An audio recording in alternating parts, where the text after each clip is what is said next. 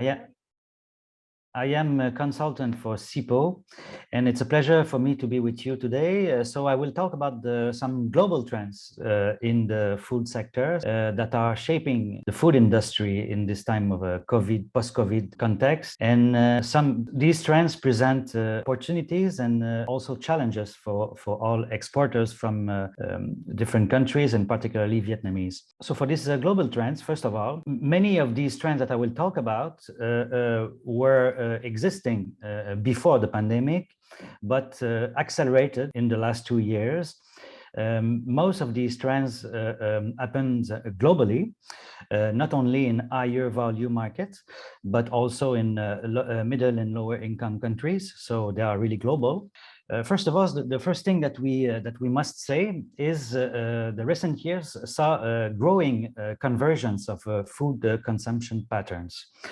So with the rise of middle class, the rapid growth of particularly Asian economies, we see that consumption in traditionally middle income countries tend to be more in line with higher income markets like EU, US, or Canada, etc.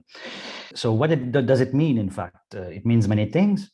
It means that urbanization and more available revenues tend to be spent, or more money tend to be spent on higher value items, and the proportion of expenditures that are spent on staples, for example, wheat or rice or these other commodities, tend to be less. So this is a big important characteristic.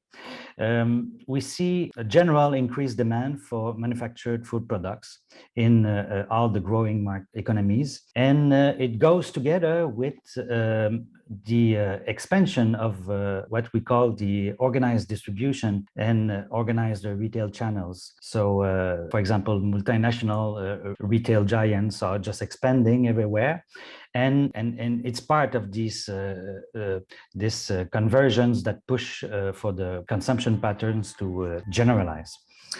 What is an important trend on the market now on the part of consumers is generally with the internet, or in this information age, and with this globalization, and we say that the consumers are more informed and conscious than before. This is an important trend.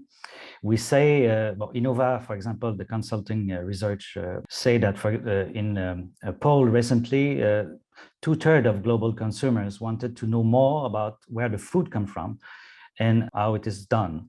So this is a very important trend that show more consciousness, and the consumers pay more attention to what they buy than before. So in general, what we see, there is a trend now that is important. There is a general preference for natural ingredients compared with synthetic. This is an important trend. Clean label, what does it mean? Clean label, it means that the consumers now read the etiquettes, and they are more suspicious about the ingredients that they don't recognize. They want to buy whole and real food. And this is a general trend, not only in higher revenue markets, but in all other markets. So we call it clean label. It goes together with an important concern that is also worldwide for the impact on consumption on environment and communities. So the trend for sustainability is really much generalized, and it's important to consider in 2021. Another one that Euromonitor, just to use the formula of Euromonitor, mindful eating and food as medicine. So now nutrition is increasingly linked with health. So the consumers, in their choice, they prefer the foods that are seen as good for health. So it has a lot of different implications. There is a preference for whole ingredients, fresh and frozen also, but fruits and vegetables, dry fruits, nuts, spices. So all these products that saw important increases on different markets. So cashew nuts, for example, from Vietnam, enter in this category. We see a lot of products with the label free from. It's also an important trend for processed foods. So preparations with less sugar, less salt, for example, we see an important increase. It's an important trend on the market. Convenience is very important. The people work, the people have not too much time. But the difference now is that the people are looking for healthy, convenient food. So, for example, nuts, dry fruits of all kind are preferred to sweet candies and chips and chocolate preparations that were much popular before. There is also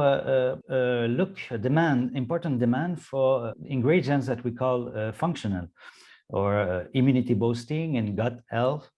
Particularly during this pandemic, there was a link that was done between gut health, for example, and the incidence of COVID. So, for example, these ingredients worldwide saw an important increase. Rising concern for food safety, it's also with sustainability, as what we could say is the big trend affecting all the exporting countries and all the markets. So the standards are becoming more and more important and generalized, and the standards in the higher income markets tend to set the norms for other markets, which is also very important. Multinationals, for example, have some standards often that are stricter than the regulation asks, and these are more aligned with the more demanding markets. So it's something important to consider for countries like Vietnam. Traceability, it goes together with food safety, is requested generally in the value chain. So not only in the production and manufacturing, but all the different steps, stakeholders of the value chains are concerned. Traceability by different norms and different certifications, different processes, different technologies that are used to emphasize this. Border controls and growing restrictions on the markets, this is also important. We saw with the pandemic a very important growth of the online retail. UNCTAD said that it passed from 16% to 19% of the market shares of all sectors, but it's very important. It's affecting particularly the food sector. And it's something with the online sales, it develops some new challenges that are important to consider.